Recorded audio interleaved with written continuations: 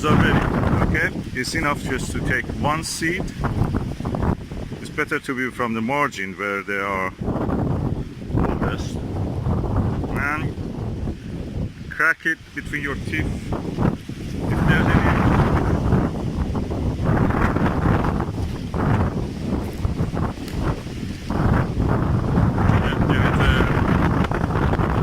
sunflower sitting inside it, so that's ready. I have loads of a smaller one also, which every plant has given a few smaller ones after, like these ones, after the main one. So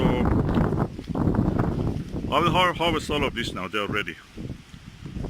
So you know now how to identify if the sunflower that you have is ready in your garden.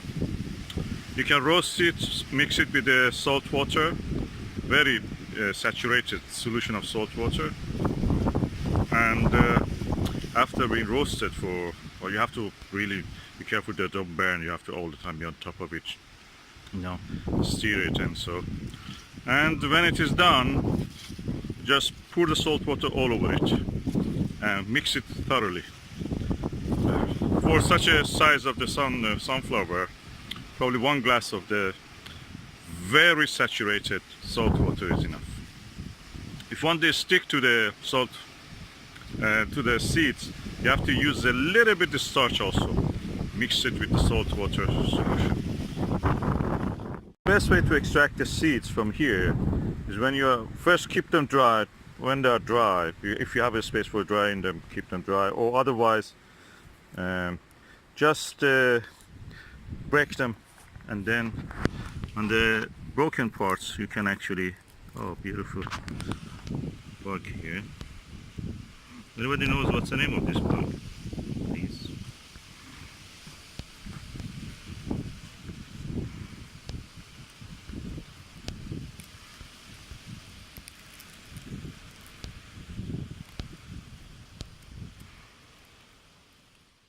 Decided to harvest another one which was big enough to be harvested, and it has enough seeds inside. So this is very good as a snack. People usually think this is for parrots or for the hamster or anything like that, or squirrels. No, this is for human consumption. They extract oil from it. It's very edible, and when it's like popcorn in some parts of the world, they use it as a very nice snack. It's very good actually. The only thing is that too much of it, if you eat a lot, I mean 1 kilo, 2 kilo at once, it may cause you constipation.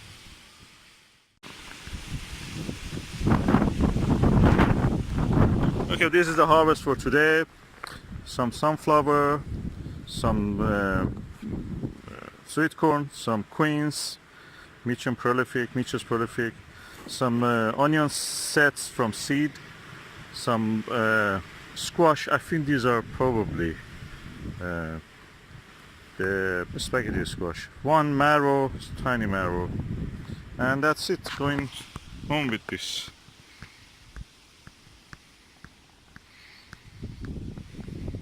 Harvest for today. Brought our harvest inside to dry them.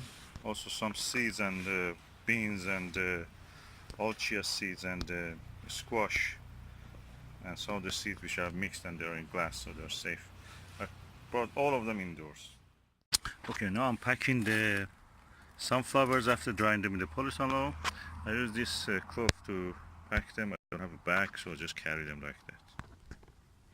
Okay, I've now tied them and ready to go. Okay, now I'm separating the sunflower seeds from the flower itself, and I may keep it more to dry. Then I will winnow this probably, or just do it by hand, winnowing by hand. Just removing the big parts, small parts. I can use also a sieve. Sieve is good for that. Yeah, that's the best thing to do, sieving. Okay, how I separate the sunflower seeds? I just wear a glove because these points are sharp here, and I just rub it like that with strength, with force, and they came off, and that's it. Then you can, if you want, these things have a little bit maybe needs winnowing, or you can just sieve them. Sieve is the best probably. Look at the pattern.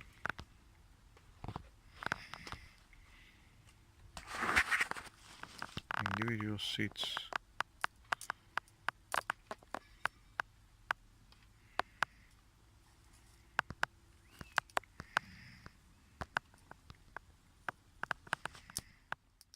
These are the sunflower seeds that I've now separated from all of these, as you can see here. Those center ones are tiny and they don't have any nuts inside them. So what I will do, I'll just separate these things by hand, these bigger petals, and throw them here. There is allotment, they will rot. And the rest of it I can, if you have a place that you can put a windowsill, you can put it in the sun so they gradually dry. You have to watch the squirrels because squirrels love this, and rats also. And second, or birds. If you want to feed the birds, you can just do it like this. Just feed it to the birds. Or you can put the whole flower like that, if you are into that bird feeding. But if you want to eat it for yourself, it's better to dry it, because it takes less energy when you dry it, to roast them. And then you can put it beside the dehumidifier, put them in a oven, just gently, not much heat. Remember, you don't want to burn them. Then, or beside the dehumidifier, or beside a heater. It's getting cold, probably in the nights you turn on the heater, just put it beside there. And just gradually they lose the water, the moisture. Then you roast them. And when they're hot yet, you roasted them, in the bowl or whatever you have in a pot or pan you're doing roasting, and you have to turn it over all the time, stir it all the time so they don't burn. What you will do is to add a solution of saturated solution of the salt with a little bit of starch, so a starch will cause the salt to stick to the it's like a glue, stick to the sunflower seeds. And just you shake them, turn them over, and make sure that the salt solution goes to everywhere. It must be very, it's kind of very saturated salt solution. So that's it. That will be ready to eat. When they're dry, you can eat them. This is the kind of thing that you actually use it for making extracting sunflower oils. They are very rich in